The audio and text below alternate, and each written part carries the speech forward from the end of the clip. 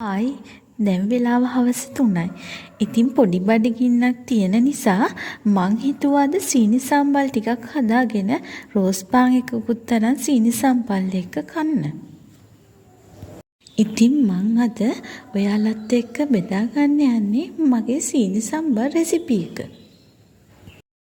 දැන් අපි බලමු සීනි සම්බල් හදන්න අවශ්‍ය ඉන්ග්‍රීඩියන්ට්ස් ටික.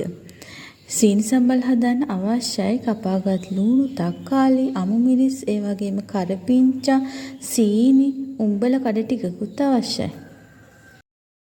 දැන් අපි මේ වගේ තෙල් තාච්චියක් ලිපේ තියලා ඒකට අවශ්‍ය ප්‍රමාණයට තෙල් දාගෙන ඉමු.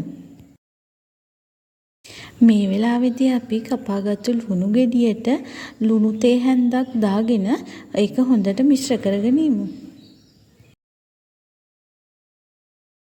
දැන් තෙල් තාච්චිය රත් වෙලා ඉවරයි. අපි කපාගත්තු ලුණු ටික එකතු කරගෙන ඉමු.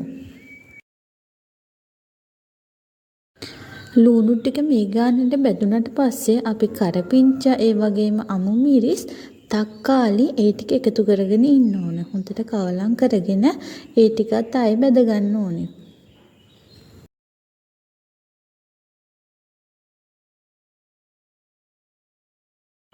මේ ටික සාමාන්‍ය ප්‍රමාණයට බැදුනට පස්සේ අපි උඹල කඩ ටික එකතු කරගෙන ආයෙ මිශ්‍ර කරගෙන ඉමු.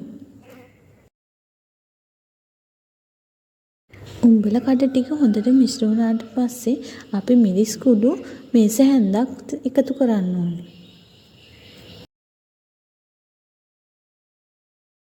ඊළඟට සීනි මේස හැන්දකුත් එකතු කරන්න ඕනේ. දැන් අපි මේ ටික හොඳට කවලම් කරගෙන සීනි සම්බල හදාගනිමු.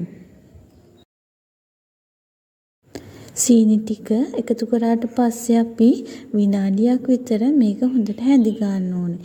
එතකොට තමයි සීනි ටික හොඳට දිය වෙන්නේ. මේ බලන්නකෝ අපි හදාගත්ත සීනි සම්බෝලේ.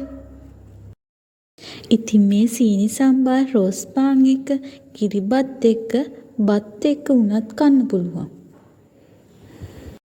පොඩි බඩගින්නට හරි විදියට ඉක්මනින් ලේසියෙන් හදාගන්න පුළුවන් රෙසිපි එක ඔයාලා try කරලා බලන්නකෝ.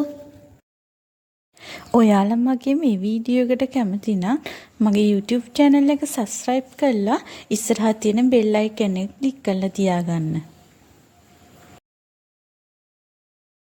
ඉතින් මේ වගේ රසමරස රෙසිපි එකක් කරන් ආයෙත් දවසක හමු වෙන්න බලාපොරොත්තු වෙයි. මම අද සමුගන්නවා. ඔයාලට බුදු සරණයි.